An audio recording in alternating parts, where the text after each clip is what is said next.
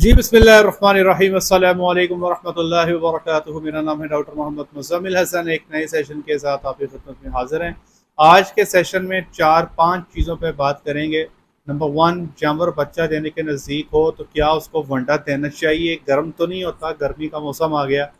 सवाल नंबर 2, जानवर बच्चा दे चुका, गर्मी का मौसम आ चुका, उसको वंडा देना चाहिए। सवाल नंबर 3, क्या जानवर को वंडा देने से जानवर मैला जल्दी फेंकता है और ये कच्चा मैला क्या होता है? सवाल नंबर 4, क्या जानवर को जो है वंडा गीला करके देना चाहिए या वंडा खुश्क करके देना चाहिए? सवाल नंबर 5, वो जानवर जो बच्चा दे देते हैं, इंसेमिनेशन जब करते हैं, उनको टीका रखते हैं कब्बन करने के लिए, तो क्या उस वक्त भी वंडा देना चाहिए या बंद कर देना चाहिए? स्पेशली मैं गर्मी के हवाले से बात करूंगा। और सवाल नंबर अगला 7वां है या छठा है कि जानवर को अगर हीट में आ चुका, आपने टीका रखवा दिया, तो ऐसे जानवर को ठंडा करने के लिए मेहंदी और सरसों के तेल का इस्तेमाल ये कैसा है? इन चीज़ों पे इंशाल्लाह आज बात करेंगे। तो स्टार्ट करते हैं। सबसे पहले, जानवर बच्चा देने के नज़दीक है और ऐसे जानवर को जो बच्चा देने के नज़दीक है, क्या वंडा देना चाहिए या नहीं? याद रखिएगा, जब भी जानवर बच्चा देने के नज़दीक होता है तो उसको एनर्जी की, तवानाई की ज़रूरत होती है। तो हम कोशिश करते हैं जानवर को ज़्यादा से ज़्यादा एनर्जी दें। ये एनर्जी उसको कहाँ पे चाहिए? ये एनर्जी उसको चाहिए कि वो सही तरीके से बच्चा डिलीवर कर सके, बच्चा देने के बाद ज़ेर फेंक सके, बच्चा देने के बाद अपने दूध की पैदावार को अच्छे से मेंटेन कर सके। तो हम बच्चे की ज़रूरियात को पूरा करने के लिए भी याद रखें कि आखिरी जो 1 महीना है उसमें बच्चे की जो ग्रोथ है माँ के पेट में बहुत बढ़ जाती है। अगर आप जानवर को वंडा, अच्छी एनर्जी, अच्छी प्रोटीन नहीं देते तो वो बच्चा जो है माँ के पेट से एनर्जी भी खींचनी शुरू कर देता है, तवानाई खींचनी शुरू कर देता है और माँ कदरे कमज़ोर हो जाती है और काफिंग के वक्त पे मसाइल का सामना करना पड़ता है। तो याद रखें कि चाहे मौसम सर्दी का हो, चाहे मौसम गर्मी का हो, जानवर जो बच्चा देने के नज़दीक है उसका वंडा बंद करना ये सिर्फ और सिर्फ बेवकूफ़ी और जहालत है। हमें जानवर को वंडा देना है, हम देते कितना है? हम एक आम जानवर को, जो हमारे देसी क्रॉस के जानवर हैं, 3 kg वंडा देते हैं और वो जानवर जो हमारे प्योर ब्रीड के हैं हम उनको 4.5 से 5 किलो वंडा दे देते हैं। फार्मूला भी आपसे शेयर कर देता हूँ। अमूमी तौर पे हम क्रॉस ब्रीड के जानवरों को 1.5 किलो मकई का दलिया, 1 किलो चोकर और आधा किलो कैनोला मील दे देते हैं।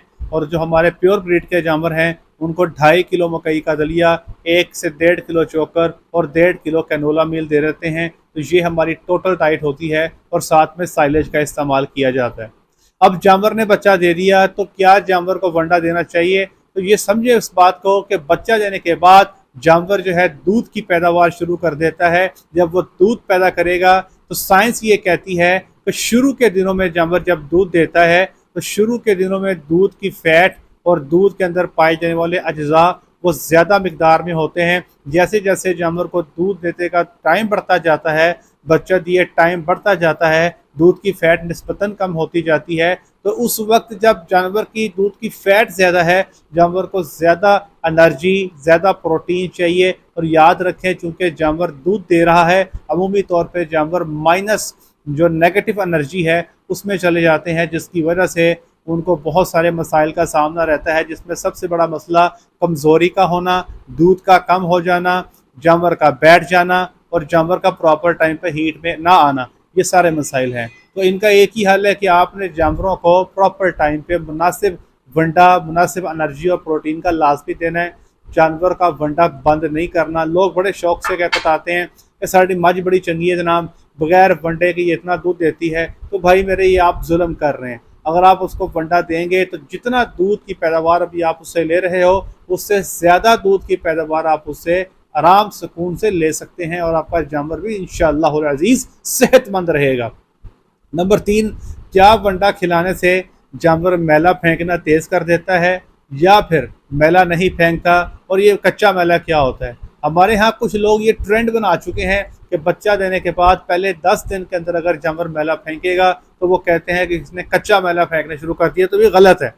जानवर जो मैला फेंकते हैं वो ज़्यादा जो मैले की तादाद है वो अमूमी तौर पे बच्चा देने के पहले 10 दिन के अंदर ही होती है। बाद में उसकी मिकदार निस्बतन कम हो जाती है।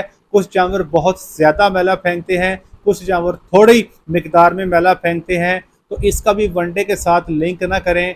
हाँ, अगर आप वनडा अच्छा देते हो, जानवर की बच्चेदानी अच्छी स्पीड से सुकड़ती है, तो ज़ाहिर बात है कि मैले की मिकदार जो बाहर आ रही है वो बेहतर होगी। और ये जितना जल्दी जानवर मैला फेंके उतना ही बेहतर है, उतना ही जल्दी जानवर की प्रोडक्शन भी बेहतर होगी, जानवर जो है उसका खाना पीना भी बेहतर हो जाएगा।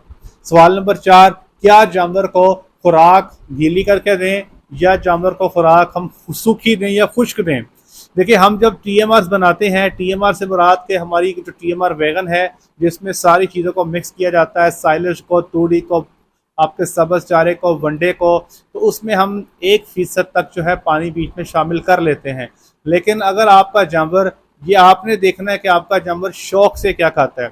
गीला वनडा शौक से खाता है, गीला TMR या गीला राशन शौक से खाता है, या आपका जानवर खुश्क राशन शौक से खाता है, किसी तरह भी दिया जा सकता है। लेकिन गीले में एक बात का ख्याल रखें, कोशिश करें अगर आपने जानवर को गीला करके वनडा या जो भी आप देते हैं गीला करके दिया है, तो वो फीडिंग टेबल पे 12 घंटे से ज़्यादा ना पड़ा रहे।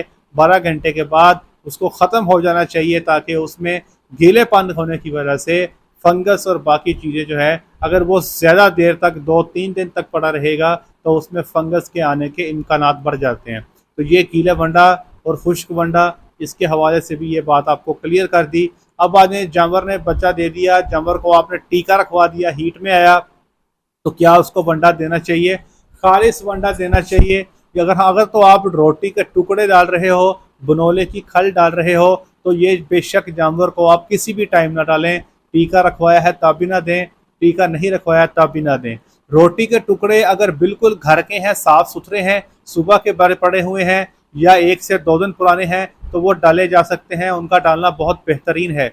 लेकिन अगर रोटी के टुकड़े पुराने वक्त के पड़े हुए हैं, कोई महीना 2-3 महीना पुराने हैं, तो इसके अंदर फंगस, उल्ली के इम्कानात बढ़ जाते हैं। तो इस किस्म के रोटी के टुकड़े का इस्तेमाल हम रिकमेंड नहीं करते। इसी तरह बनोले की खल के अंदर भी टॉक्सिन्स की मिकदार खासी ज़्यादा पाई जाती है, तो वहाँ पे भी हम रिकमेंड नहीं करते कि आप बनोले की खल का भी इस्तेमाल करें। हाँ, अगर आपकी खुराक जो है ताज़ा है, फ्रेश है, टॉक्सिन से पाक है, उसमें बुनियादी जो आइटम्स हैं, चोकर, मक्की का दलिया, राइस पॉलिश 15% ऑयल वाली, रेपसीड मील, कैनोला मील, मकई का दाना, अगर ये आइटम्स के अंदर शामिल हैं, तिल की खल शामिल है, तो सरसों की खल शामिल है, तो आप बिल्कुल वनडे का इस्तेमाल करें। हम अपने फार्म्स पे जितने भी जानवरों को इंसेमिनेट करते हैं, हम वनडे को बंद नहीं करते, बिल्कुल भी बंद नहीं करते। हमारा जानवर जो है वो वनडा खाता रहता है। फिर टीका रखवाने के बाद सरसों का तेल और मेहंदी का इस्तेमाल, क्या ये दुरुस्त है? जानवर को ठंडा करने के लिए दिया जाता है, तो भाई जानवर ऐसे ठंडा नहीं होता। जानवर की हीट का एक ख़ास दौरानिया है। जानवर जब हीट में आता है तो 24 घंटे उसका एक एवरेज दौरानिया है, और ये दौरानिया 6 घंटे से लेकर 24 घंटे तक हो सकता है। कुछ जानवरों में 6 घंटे, कुछ में 10, कुछ में 12, कुछ में 16, कुछ में 24 घंटे। तो ये दौरानिया पूरा करने के बाद ही जानवर ठंडा होगा।